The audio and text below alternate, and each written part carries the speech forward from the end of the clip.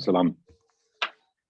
The Honorable Director of Postgraduate School UNJ, Professor Dedi Purwana, and ladies and gentlemen, on behalf of Director of UNJ, I would like to express my warmest welcome to all participants and to our distinguished speaker, the Honorable Professor Dr. Peter Carey. Thank you for being here with us. Ladies and gentlemen, the topic of this month's webinar is why has Indonesia never won a Nobel Prize?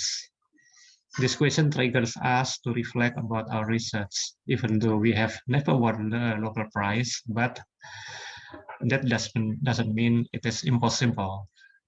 Nobel Prize winners are individuals who have made significant contribution in the fields of physics, chemistry, medicine, literature, economics, and peace. They have dedicated their lives to advancing human knowledge and making the world a better place. They have often encountered numerous challenges, but have continued to work tirelessly toward their goals.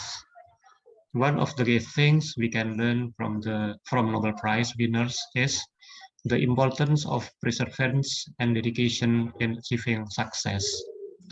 Their success is a testament to the power of hard work, determination, and grit. Another important lesson we can learn from Nobel Prize winners is the importance of collaboration and teamwork in achieving goals. Many Nobel Prize winners have worked with other researchers, scientists, and scholars to achieve their breakthrough discoveries and innovation. By collaboration with others, we can achieve great things and make a positive. I hope everyone takes this opportunity to reflect and learn. Then we all can set up our goals to improve our research through hard work, dedication, and collaboration. Thank you. Assalamualaikum warahmatullahi wabarakatuh. Salam. Yeah. Walaikum salam. Thank you, Pak Siono. We'll go straight on now to the presentation by Peter. Can I ask you all to mute your microphones and turn off your videos? We usually allocate about 40 minutes for presentation and then 20 minutes for discussion and questions. Can you put any questions or comments that you have in the chat box, please? Okay, thanks, Peter. Thank you for coming. And screen sharing. Oh, right. The committee who is organizing that screen sharing. Thank you. Yeah. Okay. So I'll say next slide when we need to move on. Yeah. Right. Okay, shall I go ahead? Yeah, please do. Well, this is a great honor and pleasure to be invited by such a distinguished graduate school and Pak Siono to welcome me, and Pak Howell, an Indonesian citizen, although a career in Leeds, as the auctor intellectualis of this whole Zoominar, and for inviting me personally. Yeah. So this afternoon, I'm going to talk around issues which are to do with soft power, kekuasaan lunak, with education, and with issues to do with Indonesia's place in the world. And I'm going to start with a question, which people may find actually quite irrelevant because there's a lot of politics involved maybe with the Nobel Prize. But the question is, why has Indonesia, which is not a small country, it's 280 million people now, it's now the 4th largest country in the world, and within the lifetime of many of us in this Zoominar, it'll be the 3rd, it'll overtake the United States. Since the period from Merdeka in 1945, it's not won a Nobel Prize. So next slide, yeah. So I'm going to look at this and also the failure of the post-Merdeka universities to support that type of quality research. So the Nobel Prizes were set up in the will of Alfred Nobel, who'd made a shed load of money out of dynamite, which was used extensively in the mining industries in South Africa and elsewhere. And his concern towards the end of his life, he became very influenced by sort of Nordic legends, was to try and make a bequest which would, instead of using dynamite for purposes of war, could help to bring about a better future for humanity and support the path of peace. And he, in his will, endowed with two committees, Oslo for the Peace Prize and his native Stockholm for the 4 other prizes in physics, chemistry, medicine, and literature, Nobel Prizes, which are awarded every October and chosen every October around the 10th of October and awarded around the 10th of December. To those 5 have been added one, which I haven't done my homework on, but it's the Economics Prize. So there are now 6 Nobel Prizes. And they're awarded to those who, during the preceding year, in the estimation of the joint committees in Oslo and Stockholm, have conferred the greatest benefit on humankind. So they are prizes which are game changers. Discovery of double helix, DNA, Sepita medaware, immunology. Here in our own Indonesia, when it was the Netherlands East Indies, a very important discovery which opened the whole science of vitamins in diet. Next slide. So this slide looks at really the big 10, yeah, China to Mexico. And nearly 1,000 Nobel Prizes have been awarded. Almost half of them have gone to the United States. Obviously, the United States has traditionally had the facility and the capacity to support cutting-edge research, obviously the Manhattan Project, which produced the atom bomb, but also something which saved my young life, which was Salk's, Jonas Salk's discovery of the polio vaccine. Yeah? And you can see on that list, the list of those who have won Nobel Prizes: China 9, India 12, United States 403, Pakistan 2, 1 in physics, and Abdus Salam, and 1 in peace, Malala Yousafzai. Brazil, which had sort of half a prize because Sepita medaware, who was in my college in Oxford, Trinity, won the prize in 1960 jointly for the discovery of the science of immunology. And he was born and brought up in Brazil. He was born in Petropolis and stayed in Brazil until his 18th year. So he did his education in Brazil. Nigeria has 1 in literature. Bangladesh has 1, the Grameen Bank, founder of the Grameen Bank, Muhammad Yunus. Russia has 32 in physics, chemistry, and across the board, literature particularly. And Mexico has 3, yeah? But Indonesia has none. So my question mark is why? Is this just how the cookie crumbles, or is it something to do with more deep-seated issues to do with the support of cutting-edge research, or the issue to do with Indonesia's soft power? Next slide. Obviously, if we reel back to an earlier incarnation of Indonesia as the Netherlands East Indies, you did have a Nobel Prize. You had a Nobel Prize in 1929, which was awarded to the Dutch physician Christian Eijkman, whose name graced your microbiological institute until very recently, until the setting up of BRIN. And he discovered, quite fortuitously actually, because he was working in the military hospital, which became the Geneeskundig Institute, the medical research institute in the military hospital, and a chance discovery, because they were keeping chickens for medical experiments, and they were being fed military rations, and military rations were polished white rice. And the chickens were falling ill.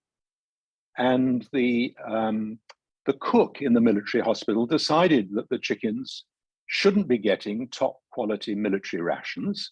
So instead of feeding polished white rice, the cook began to feed them unpolished, unhusked rice. And they immediately all began to recover from severe anemia and severe lack of iron deficiency. And this prompted Christian Eichmann to begin, because earlier the issue of beriberi, rickets disease, major disease in Victorian England, lots of chimney sweeps and others died of rickets disease, and it was hugely deforming, decided to investigate. And it wasn't a miasma, it wasn't something you pick up, it wasn't viral, it was something to do with diet. And he investigated and discovered that this gray skin, which is around the rice, actually contains a very important vitamin. It contains important vitamin B1. So if you go to the market now and buy white rice, it'll probably be polished, but it will actually have vitamin B1 added to it. So you don't get rickets disease, yeah? So his discovery opened up the whole gamut, the whole field of vitamins in diet. And that was done here in Jakarta, then called Batavia.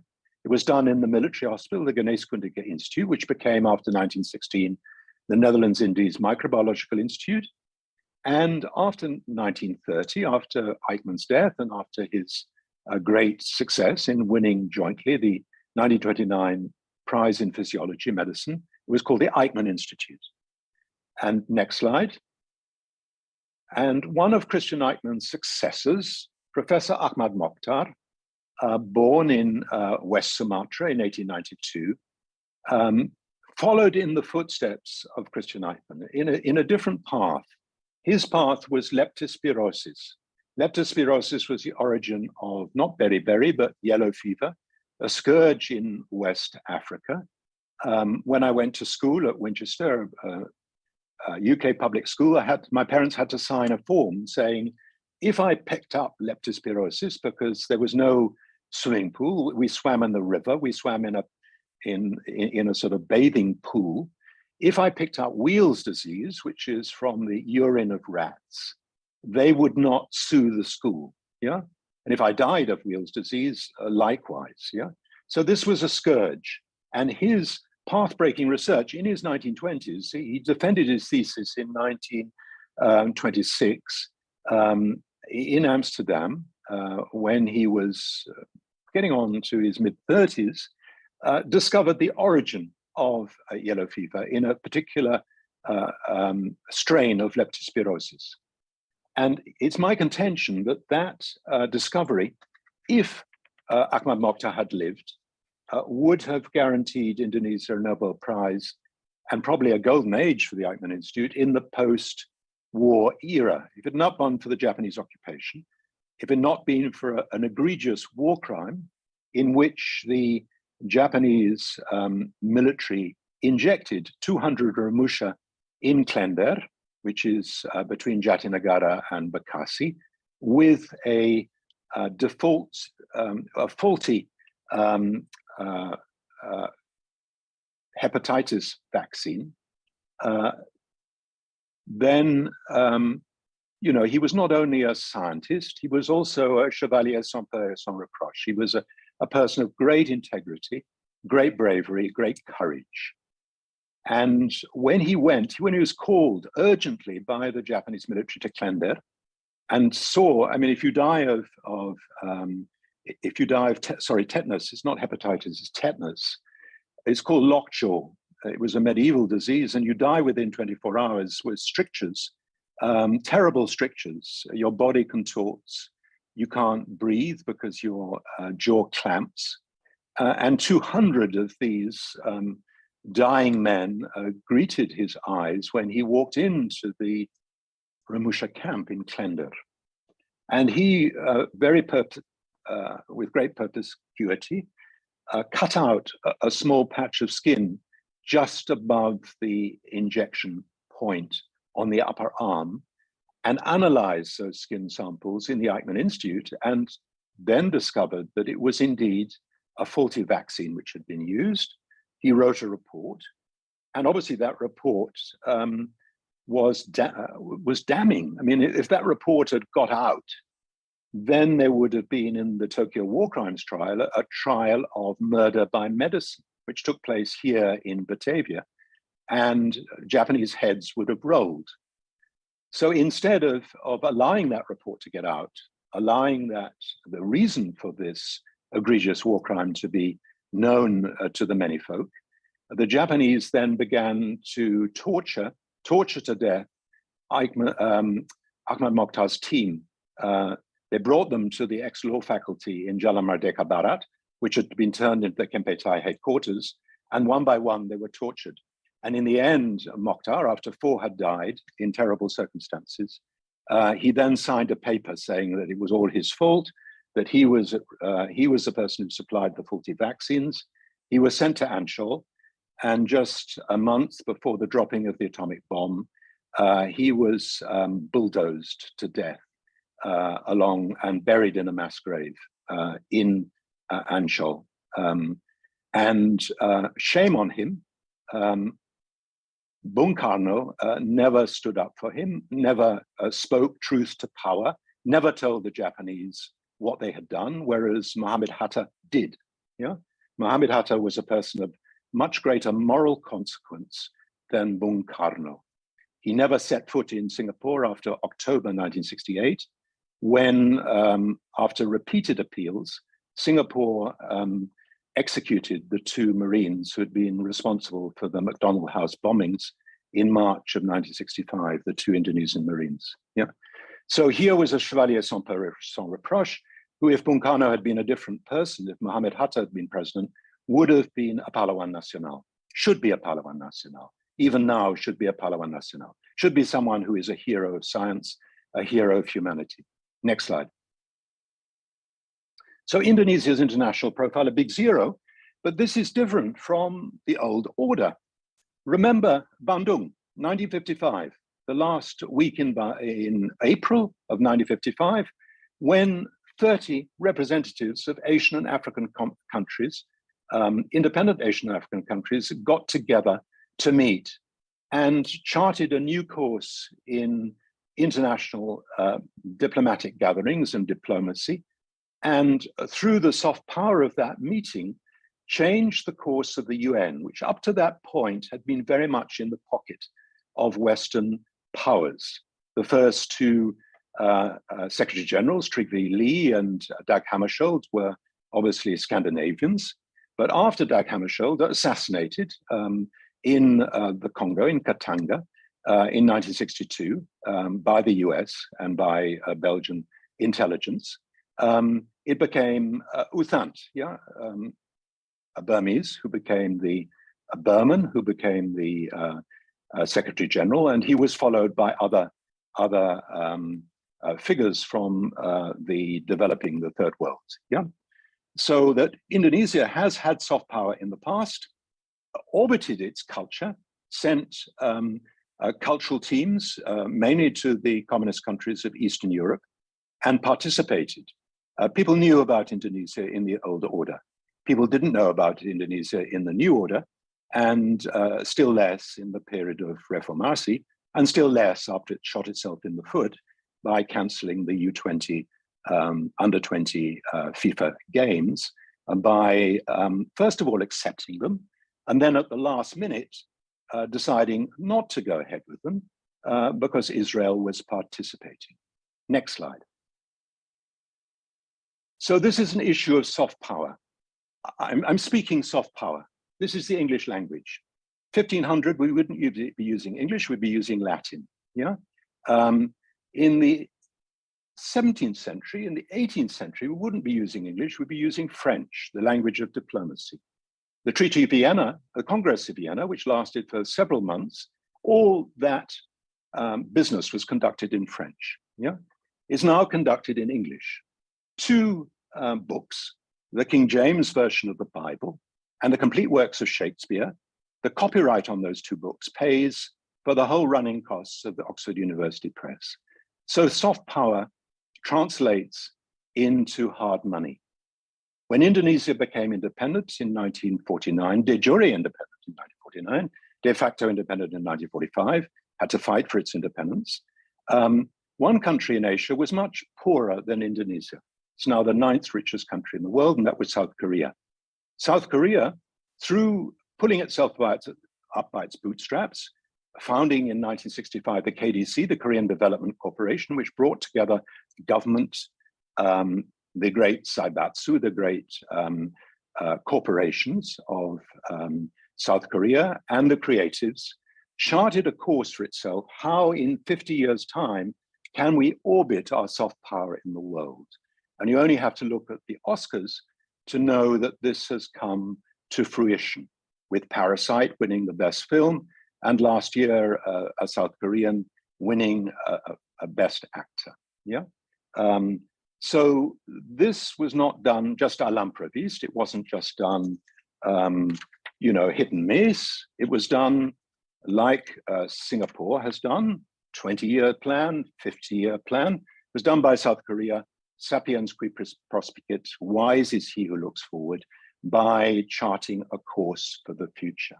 And if you look at Aung San Suu Kyi, Burma was bequeathed English as a default setting. If Java had become a crown colony in 1815, if Raffles had had his wish, the future of Indonesia would have been very different. From Kabul to Wellington, there would have been an arc of Anglophone countries.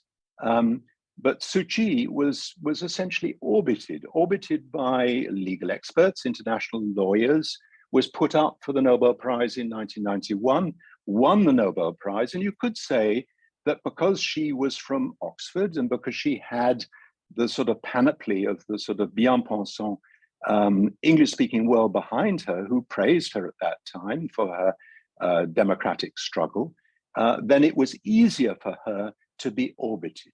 Next slide. And you have the same, slightly different, but someone like Le Duc Tho, fluent in French, Vietnam, slayer of dragons, humiliated France at Dien Bien Phu, fought the United States to a standstill. It's true the United States could have used the atomic bomb, but if they'd used the atomic bomb, they would have had a revolution with the anti-war movement in Vietnam, in the United States itself. So using the atomic bomb is not an easy option, as Putin knows now. Yeah. So someone like Ho Chi Minh, you didn't have to orbit your soft power. You're already news on the street. This is Ho Chi Minh's state visit, which lasted over 10 days to Indonesia in late March and early April of 1959. And Le Duc Tho, who refused the Nobel Prize because he was twinned with this odious man, Henry Kissinger, was elected to the Nobel Prize in 1973. And that was due largely to the soft power which Vietnam had very skillfully orbited. Next slide. And if you look at Maria Ressa and her Rappler group, yeah, Rappler Media Corp, calling out Duterte, a thug from Davao City who murdered, a bit like the Gali Gali here, with anybody who had a tattoo on their arms, 3,000 to 4,000 Gali Gali just left on the streets. Similarly with Duterte in the Philippines, with his extrajudicial murders of drug pushers, and he killed his first man at the age of 14 in Davao City. Her soft power has ridden on the back of the fact that the Philippines is an English-speaking country. Yeah, you don't have to go an extra mile to know about the Philippines or to know about Maria Ressa. And she was like Ahmad Mokhtar, a person of great bravery. A lot of people have ended up dead, as in Putin's Russia. A lot of journalists in the Philippines is one of the most dangerous places to be a journalist in the world. But she was orbited and she got a Nobel Prize. And I could argue that if she was an Indonesian journalist, it would have been much harder for her. Next slide. And then there is my friend, Jose Ramos Horta and Bishop Bello, yeah. Tiny country, moored off your eastern flank, yeah. East Timor, yeah. You invaded it with an army. I don't know how many people in your army, but maybe 1 million men in Indonesia's army. and they had 3,000 NATO troops, and they fought you. They gave you a hard fight. So they killed around a division of your troops. You couldn't secure the territory for most of the 25 years you were there. And then when the Cold War came to an end, Suharto was redundant. Then East Timor came into its own, and you very stupidly, in front of the television cameras, carried out a massacre. The 12th of November, 1991 Santa Cruz massacre, in which 250 young Timorese were gunned to death in full view of Western cameras. Max Stahl and Steve Cox and other journalists, great presence of mind. They buried their film in graves. It was taken out at nightfall. It was handed to a Dutch diplomat who strapped it to her thigh, carried it to a waiting plane, and took it out of the country. Yeah, and that was brazened across the world. And from that point onwards, in 1991, 1989, the fall of 1989, the end of the Berlin Wall, the end of the Cold War, Gorbachev, East Timor was then orbited, and it was orbited largely also through language, through the Lusophone states. The fact that your former colonial power is Portuguese speaking. Portuguese is a language which is spoken by even more people than Indonesian. You have Brazil, which is a vast country, which is then speaking on your behalf. So however small you are, if you've got the right narasumber, you can actually project power, which is much, much bigger than yourself. Yeah. Next slide. What about Indonesia? I mean, Indonesia is not devoid. Indonesians are not wired in a different way. They're not stupid. You've got people like, if you look at Tete Adesuryo, you look at Bung Tomo, Dr. Sutomo, Pak Tom, you look at Cipto Mangunkusumo, you look at EFE Dausdeker, you look at all the greats of your Pergerakan Nasional. You look at someone like Diponegoro. Well, Diponegoro is on a par with Napoleon Bonaparte, with Oliver Cromwell, and with George Washington. It's just you haven't orbited him. You haven't bothered to go to the archives and actually write about him. And you had two prime candidates. You had Pramudia, Pram, who in very adverse circumstances in Buru Island, who were tortured and had his teeth knocked out, and friends of his were deafened, and basically a horrendous time in which you had over 1 million dead. CIA said the largest mass massacre in the world since the Second World War, and he had 750,000 in prison camps. He wrote the Buru Quartet, and the Buru Quartet was orbited by Max Lane, a third secretary at the Australian Embassy, who, liaising with the Astamitra team, got it into print, translated it, got it into print, and basically put it into the ether, put it into the wider world. Yeah, he could have easily got a Nobel Prize, and he was torpedoed intentionally by the Indonesian government, who didn't want him to get a Nobel Prize because he was a member of LECRA, which was a left-wing cultural organization, which essentially was deemed to be communist. And then below him, you have an astute Makassarese businessman. Yusuf Kala made a whole shed load of money in Makassar and became your vice president under SBY for his first term. And he was one of the brokers of the Aceh Peace Accord. Admittedly, there were people like Special Forces Officer Doni Manardi, who is head of your National Emergency Bureau now, who learned Achenese and essentially was the jembatan to Abdullah and the GAM leaders. But Yusuf Kala was instrumental in getting this show on the road.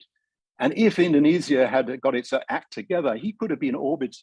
If Indonesia was an English-speaking country, he could have been orbited. And along with Mati Artisari, there could have been a shed load of prizes for the Aceh Peace Agreement signed in Helsinki on the 15th of August, 2005. Yeah, but you missed a trick there. You missed a lot of tricks. Next slide. So what are your post-independence challenges? Yeah, you haven't put your best foot forward on the Nobel Prize. I mean, since Sukarno's New Order, when there was an ongoing international cultural program, thousands of Indonesians were trained in Russian and Eastern European universities, and involving the communist states of East Europe, no attempt has been made to make your country better known abroad. Actually, on the contrary, you've made it less well known, or in fact, dicela abroad, by stupid actions, like your action on Israel. So Indonesia lacks instant name recognition, unlike many near neighbors. So if you look at Singapore, Singapore has 2 of its top universities in the top 10. Indonesia has none in the top 200 in the world, none in the top 50 in Asia. Yeah. So we turn first of all to the next slide, which is education. Indonesia has been a member, the next slide. Indonesia has been a member of the G20 group of nations since its very inception in 1990. It's a big economy, yeah? 1.186 trillion, immediately behind Spain and Australia, and just before its colonial power, the Netherlands. According to the McKinsey Global Institute, it will move from its current place to 7th by 2030. It'll be richer than South Korea, richer perhaps than, certainly richer than my country, the United Kingdom. And there's a potential for Indonesia becoming the 5th largest economy in the world, immediately behind the US, China, and India, Japan. That is from my friend Muazzam Malik, who was the ambassador here in 2015 to 2019. Yeah. So Indonesia has a lot of potential, but unless it actually has a Illyrization of its economy is like it was in the colonial time. Yeah. Lots of other people get benefit from it because they do the processing of raw materials. You export raw materials. You're not exporting finished goods. You don't even export coffee in Nescafe form. Yeah. So there's a yawning gap between Indonesia's position as a burgeoning world economy and its capacity to project its soft power in the world. Much smaller countries in Southeast Asia, Singapore, Burma, Thailand, Cambodia, Vietnam, and Malaysia, are better known globally for different reasons. And 3 of these countries, Singapore, Thailand, and Malaysia, currently have much larger numbers of foreign expats living and working in the country. 3.41 million in Singapore, which is 64% of the country, 5.45 of its 5.4 million inhabitants, 7 million in Thailand, which is around 10% of its 71.6 million inhabitants, and 2.1 million in Malaysia, or 6.5%. Compare this with Indonesia's PKU 92,000 registered foreigners, of whom 0.03% of the population, of whom just 65,000, including myself, have work permits. It's almost as though Indonesia, the crossroads of Southeast Asia, in Denis Lombard's famous phrase, le carrefour javanais, wants to hold foreigners at bay by making the process of registration and application for work intentionally complicated and expensive and difficult. Next slide. Peter, can I interrupt for a second? I can see that you've got a lot more slides. We've got about 10 to 15 minutes left. Okay. Next slide. Alexithymia, which is bunkum. You can't express yourself. 90% of all articles in refereed journals overseas are written either by non-Indonesians or by Indonesians who have taken foreign citizenship. That's Tony Reid in Tempo in 2011. So that means that 90% of what's written about my country, UK, is written by Peruvians, Russians, and Colombians. Would I be happy with that? No. I remember what happened at the height of communism in the Soviet Union when Brezhnev and Anatoly Dobrinin and others were saying, basically, you know, the UK is like Victorian England, women selling themselves on the street, and it's, you know, it's chaos. Contemplate this. The morning after the 12th of November massacre of 250 Timorese mourners at Santa Cruz in East Timor by the Indonesian army, the Indonesian embassy in Washington and your consulate in New York told their staff, their respective staff, not to take any phone calls, but to leave all explanations of what would then be called the Santa Cruz massacre to the US State Department. I'd like you to contemplate that. Is it imaginable that after the 13th of May, 1969, mass killings in Kuala Lumpur, the Federation of Malaysia, the Malaysian government would have said, we can't handle this. We're going to ask the Foreign and Commonwealth Office to bat on our behalf. They're going to take all calls on our behalf. Or the Republic of Singapore government in September of 1968, when they hung the 2 Indonesian Marines, to tell the Foreign and Commonwealth Office, I'm sorry, we're at a loss to explain ourselves. Please explain on our behalf. It's just unthinkable. And this means that there is a cost to the lack of soft power. Next slide. So Indonesia's response to global challenges. Well, on the right is your president, Jokowi, just been kicked back by WTO, who backed the EU in the nickel dispute. Do you think that would have happened if Indonesia had soft power to export? Probably not. It would have probably been able to persuade, punch above its weight, a bit like Britain and the Falklands Islands, in the Falklands War. It would have been able to be able to, excuse me, it would have been able to essentially lobby the WTO. Yeah, it wouldn't have been at a loss. Next slide. Not one of Indonesia's 3,000 plus tertiary institutions has an internationally respectable standing. Yeah, that is USAID in 2016. Next slide. Not a single campus or university library has its resources online. Financiers are not a problem. I know this because people are queuing up to give money to your national library, Perpustakaan Nasional, to actually digitize its newspaper collection.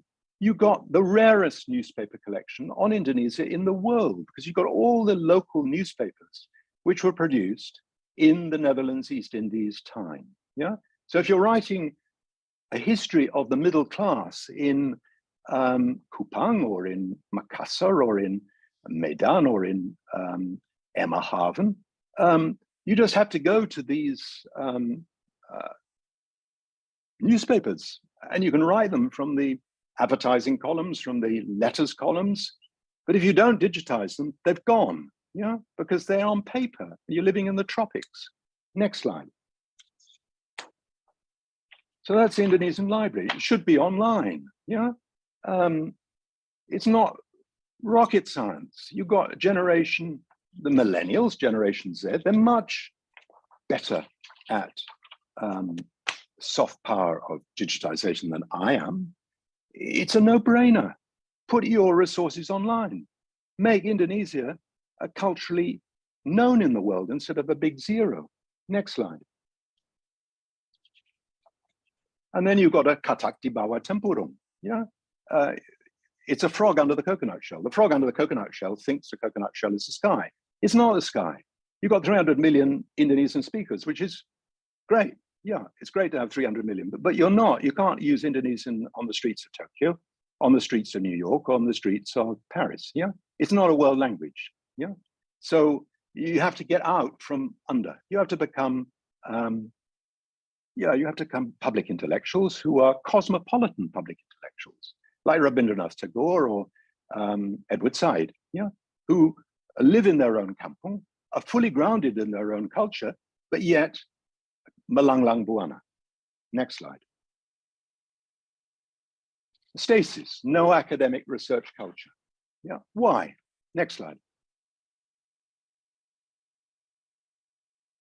Next slide. Salaries, Pikayun salaries. Yeah, I mean, if you were booming as a university, I mean, contemplate this. My university, which I'm an adjunct professor at, the University of Indonesia, is ranked lower than Taylor's University, a private university in Kuala Lumpur, which 20 years ago was operating out of a RUCO. It's like a glorified cordon bleu course. It's training people in hotel management, hospitality, in becoming a restaurateur. Yeah, it's number 53 in the Asia ranking, and they pay proper salaries to their staff. UE is ranked 58th with the Bangalore Institute, Indian Institute of Technology in Bangalore.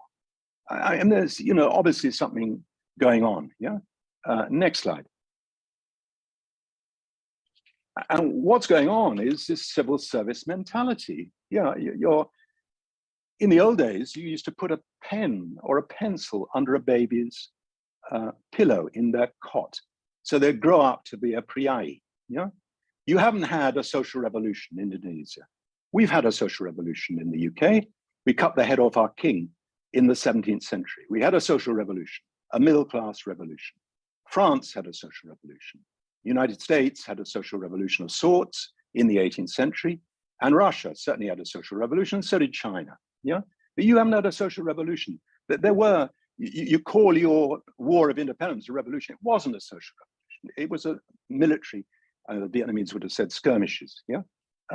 So basically this status, this harking after status, and your universities are like Philip II of Spain. They're a great outdoor pasturage for the sons and daughters of your lower middle class from small towns in Java or in the outer islands. Yeah, it's a place where you get status, but you're not interested in scholarship. Yeah, I can see why people are awarded to become PNS, because that solves the problem of BJPS and solves the problem of pensions.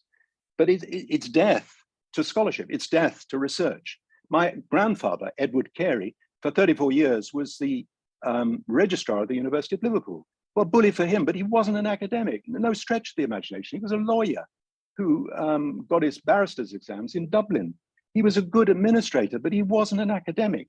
An academic and a PNS are two quite different beings. Next slide. Sabbaticals. Well, there's no word for sabbatical in the Indonesian language. And yet, if you don't give people sabbaticals, how are they going to do research? Yeah? How are they going to do new research? I happen to be an adjunct professor at the University of Indonesia. Well, 20 minutes by a Dutch-built railway, you can get to Ampera Raya. You can get to a place where there are 2 million pages of VOC documents. An hour on that same railway down to the Station Kota, you can actually go to a 17th century town. Yeah, it's on your doorstep. You could have a school of VOC studies. You could found the Journal of Indonesian Historical Studies. You could have scholarships. People could be vying with each other to come to your campus, and you could melanglang buana in terms of orbit the world with the gown which you make with your research. Instead, you turn out ambtenaran. Yeah, you turn out office boys. You turn out people who are twiddling their thumbs, worrying about status. You don't have sabbaticals. It's like the banana tree. You fruit once, you go out to Leiden or Utrecht or Amsterdam or Eindhoven, come back, write a thesis, publish it, and that's it. Next slide. No peer group review.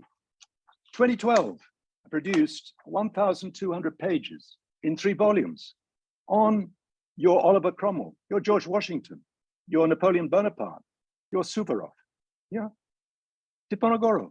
You would have thought with 2,120 footnotes, every single one of those footnotes would have been combed over. Is Peter Carey, does he know his stuff? Is he using his sources properly? Does he know his Javanese? Probably not, because he's not a native speaker of Javanese. In any other country, you would have had that really combed over, especially if you're writing about someone who is important as that. But here it's just been deafening silence. Next slide. Or something as big as this, which is that Trowulan, which is the capital, the royal capital of Majapahit, 1293, 1527, which defeated the Mongols and sent 4 of their generals back without their ears to go and report to Genghis Khan, was crisscrossed by canals. It happens to actually be built on a sandy bank, so that, as far as I know from my physics, rudimentary as it was at Winchester, water doesn't flow uphill. But here you are, you've got an idea, which Mundarjito, the archaeologist who's just died, had, that this was the Venice of East Java. Yeah, nobody who went there from China or Arabs who went there, sailing up the Brantas River and going up to Mojokerto and coming by bullock cart from Mojokerto, ever mentioned this. But this is an idea because you see it from space. You see these great lines from space, from satellite photographs. So here you have an idea which Arus Menandar, who is an archaeologist from the University of Indonesia, menentang. He said that there are no canals in Majapahit. Here you have an argument. You have an academic argument which should have gone to the bar of international opinion. You should have taken that to Australia. You should have exercised those arguments in front of people like Roland Fletcher to say, does this work? Are there aspects to this like Angkor or like Pagan or other places like Champa, which you could envisage that there was a canal system? But you don't have any engagement with the international community. You don't have any peer review. You live in a completely myopic bunker. Next slide. So looking to the future, what can we say about the future when you've got no university in the top 200? Next slide. Well, look, yeah, you got one of your ex-colonials, Henk Niemeyer, yeah, who digitized the Cords Foundation. They digitized 2 million pages of your VOC archive. Yeah, it's not rocket science. It's just a question of chutzpah and sitzfleisch, yeah, the ability to actually persevere and not purloin the money for it. Yeah, arsippindonesia.org, Sejarah Nusantara, unrigo.id. You can actually access this, but it shouldn't be being done by foreigners. It should be being done by your good selves. Next slide. Every day, 5,000 plus hits come from Indonesian readers. That's almost half of all the hits for Leiden University Library. Why do you have to go back to the library of your former colonial power? Why not turn the Perpustakaan Nasional, University Indonesia Library, University of Gadjah Mada Library, which was bequeathed by the Hatta Foundation? Why don't you turn that into the equivalent of Leiden? It's also not rocket science. It's quite simple. You just have to have sitzfleisch. You just have to have the ability to do it professionally and properly and then put it online. We gave all the documents back to the Sultan of Jogja. How many did he put onto his website? Just one. And there are 120 in Javanese at the British Library. Next slide. So they're collection areas. There's a long-term storage of large amounts of books, archives, and manuscripts, newspapers, academic papers, and theses, colonial archives, photos, films, audio recordings. You've got scientific heritage collections, long-term developments in geophysics, medicine, biodiversity, astronomy, and you've got one of the richest collections of seismographs here. You've got a cultural heritage, may constitute both an intangible heritage. So this is what you do if you have the intention. Next slide. Here you have a $7 million initiative taken by the YIVO Institute, the Institute for Jewish Research in New York. Operation Reinhardt, out of Kiev, out of Lvov, out of eastern Poland, murdered 6 million Jews, contributed to the murder of 6 million Jews. The whole of Eastern Jewry was obliterated. Eastern European Jewry was obliterated. And now with this 7 million program, it's been revived. You can actually open this. Experiencing YIVO is like opening a book to one of the richest and most extraordinary stories ever told. And it's all true. Matonuwun. Next slide. So wake up. Thank you very much, Peter. Nobody owes you a living. Really stimulating presentation. I can only see one comment in the chat box from Udaya. Udaya, would you like to say something? Yeah, thank you, Pak Hywel. I'm very amazed, and thank you very much indeed, Pak Peter. I think that is a big wake-up call for us, call ourselves Indonesian. Yeah, so I do support, I mean, the notion that academic people should also be involved in creating and what is that, building the path toward these Nobel Prizes. Thank you. I can't see any other comments in the chat box yet, but I'd like to make my own comment, Peter, if that's okay.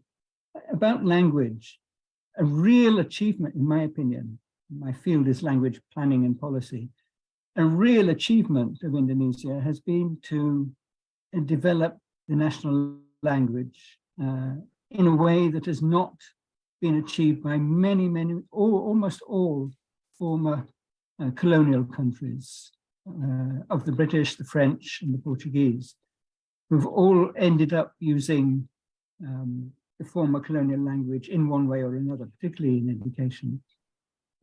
Indonesia has achieved something which is almost unique in developing the national language.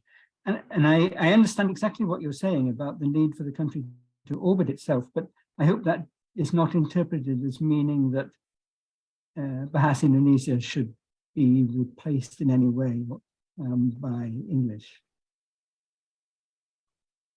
That's my comment. Do you want me to answer comments or wait until we've got a gathered field? Go on, go ahead. Yeah, I mean, I think if you look at Latin America, the default setting in Latin America, apart from Brazil, which is Portuguese, is Spanish. Spanish is one of the top 6 languages in the world. I mean, people are bilingual, yeah, totally portable, yeah. So you've got a national language, use it for your literature, use it for your national unification, but that doesn't militate against being a global citizen. I mean, you can't necessarily be a global citizen. It's probably easier, slightly easier with Spanish than with Indonesian, but it's much easier with Mandarin or with English. So learn a global language and use that in order to orbit yourselves. Because if you don't do that, yeah, I mean, it's fine, but you're not accessible. You're a katak di bawah tempurung. It's a great language. It's a great stroke of genius. Only 21% of your population actually speak Malay at home, ethnic Malays. You've got a tiny, it's a bit like choosing Gaelic, Scots Gaelic as the language of the United Kingdom, which is great. It's a minority language, and it's a language which is a lingua franca. But it's not portable. It's not one that you can get on a plane at Jakarta, come off at Cape Town, and go on to Los Angeles and use it. It's not possible. Okay, thanks. Ibu Winda would like to say something. Okay, thank you for the opportunity. Hello, Professor Peter. My name is Winda. I'm postgraduate student. I just want to share my opinion. Your topic and your presentation is very interesting. As we know that there are so many researchers in Indonesia, even every lecturer is required to make research article published in journal.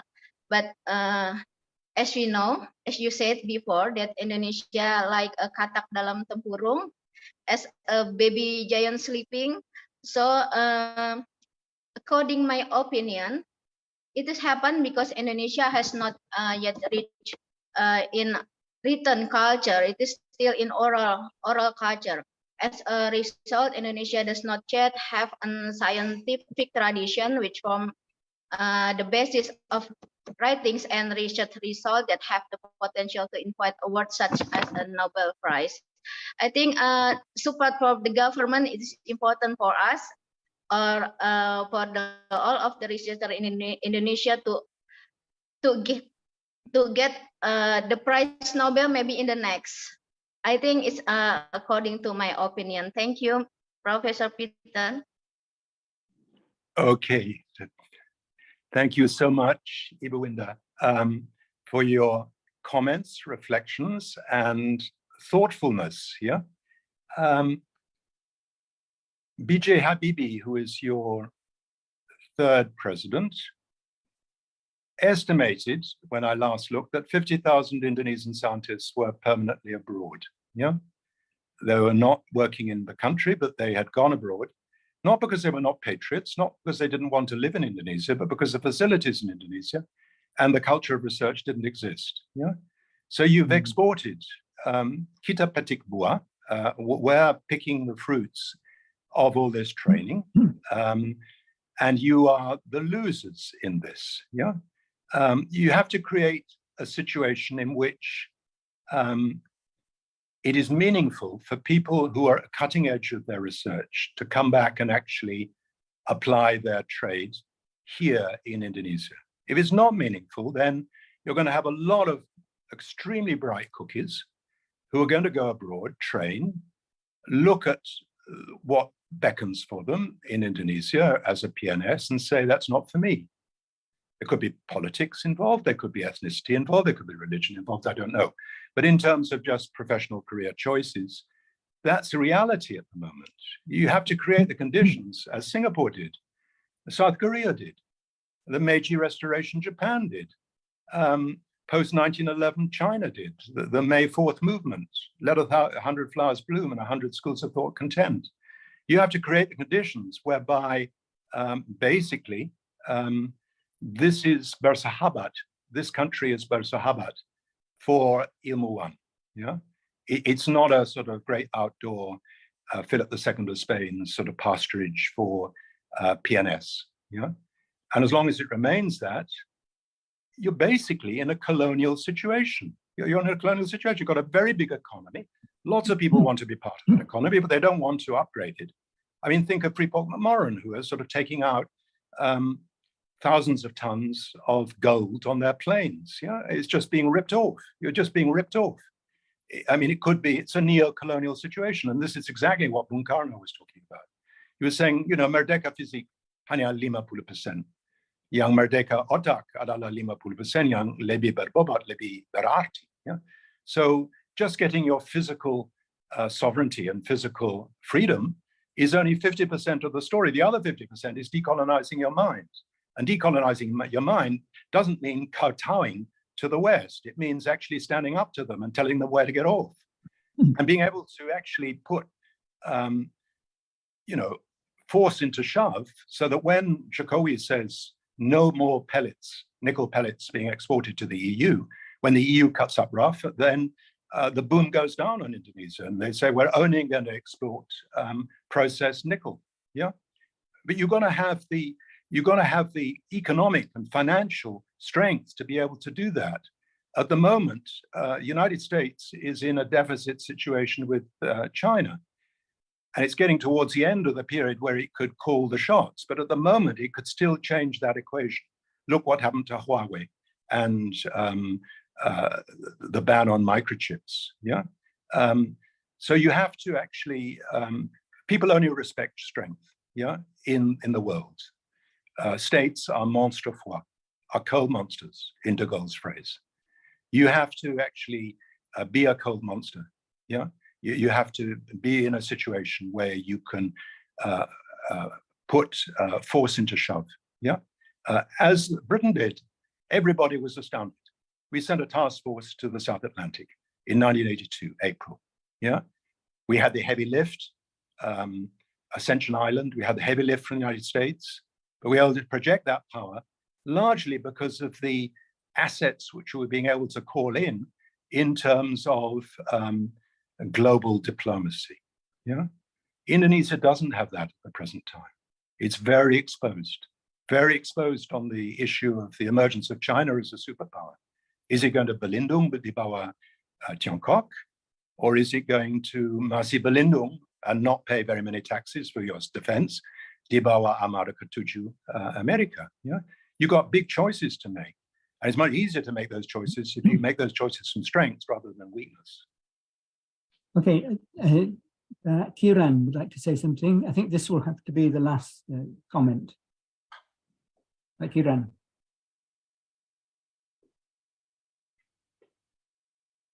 We can't hear you. We can't hear you. Can you hear me now? Yes, okay. Yeah, okay, thanks. A couple of things.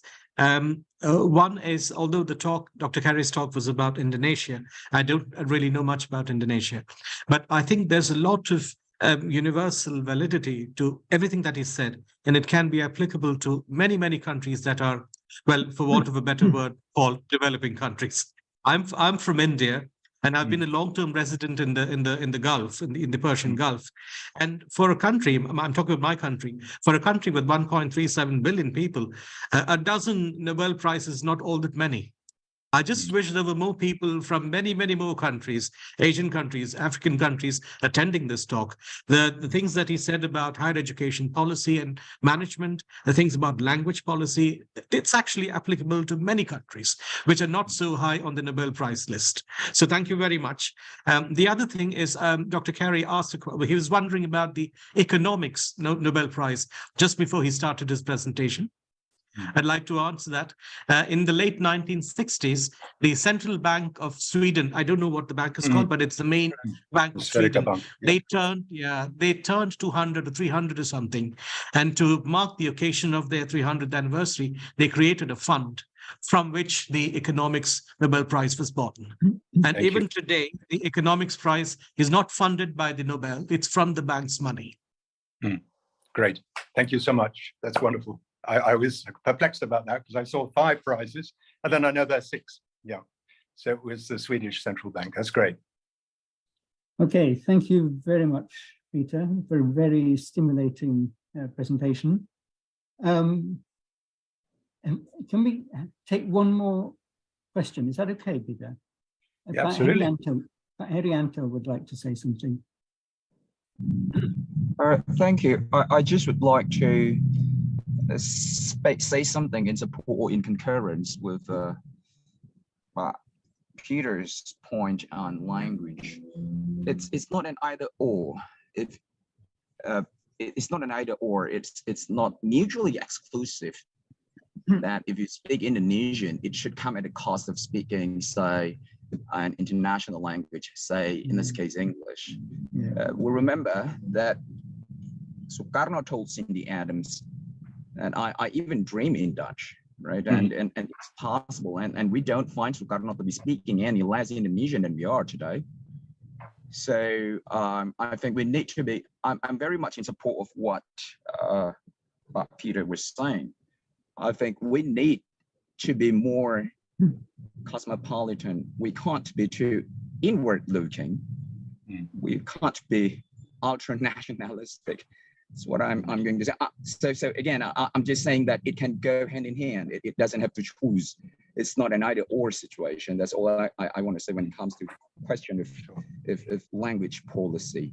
So yes, we've got to speak an international language, I think, English or otherwise. Arabic would be one option too, I think. Yeah. Well, a lot of people do speak Arabic in the presumption. Such a huge population of Islam. Yeah, that's all I want to say. Thank you. Thank you, Professor. Okay, thanks a lot for that. Yeah. Yeah, the more languages you speak, the more rooms you have in your house. Yeah, exactly. Of the mind. Exactly.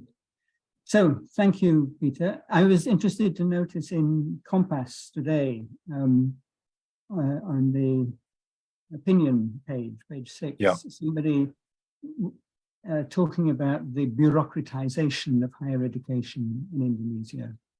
And his final comment was, Indonesia will never win a Nobel Prize. So long as this bureaucratization continues and funding is not available for any substantial research projects. There is funding for research, but only at a very limited for individuals, not visionary large-scale research projects. So there's somebody agreeing with you there. Yeah, no, that's great. It's good that that opinion piece was out today, because then people can look at it. Yeah, I mean, my grandfather was a great university administrator. You need university administrators. But, you know, it's a bit like Charles I, between a king and a subject, a great gulf is fixed. You know, between an administrator and an academic, a great gulf is fixed. They're two clean different beings. Yeah, thanks. So the next meeting will be on the 11th of May. I'm still finalizing who the speaker will be. In June, the speaker will be Ibu Nugraheni Zacharias, formerly of Satyawacana University, now Penn State University, an example of what Peter was saying about the brightest people going abroad. And then at some point during the next semester, I'm very pleased that we're going to get somebody called Doris Herman, who is from ACAS, one of the international higher education accreditation bodies in Germany. They're very active in Indonesia at the moment. In UNJ, we've been very busy with ACAS and trying to get programs accredited. But I think that there's some important questions that need to be asked about the assumption that quality in universities is universal, and whether the way that ACAS is measuring quality in Indonesian universities is actually applicable in every higher education context. So she will be speaking at some point during the next semester.